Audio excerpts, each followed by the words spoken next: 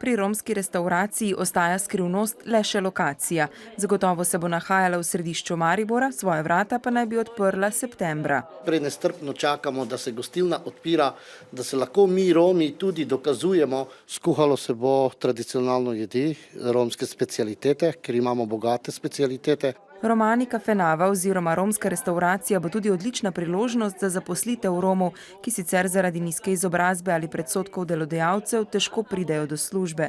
Za delo v kuhinji ali v strežbi pa je že zdaj veliko zanimanja. 15 se jih je že vključilo v prvo izobraževanje za kuharskega pomočnika in so tudi uspešno zaključili prve priprave. V projektu, ki ga sofinancira Ministrstvo za delo, družino in socialne zadeve, naj bi skupno izobrazili 20 Romov. Z odprtjem restauracije pa upajo na boljše vključevanje Romov v družbo. V Mariboru živi največ Romov v Sloveniji, 2000 v mestih, in zato se mi tudi zdi, recimo vsak od nas je po svoje rastu, smo rasli skupaj, tudi to nekaj najbolj normalnega. Tudi šolo smo skupaj hodili in se mi zdi tudi, da recimo krasno, da tudi to skupaj počenjamo.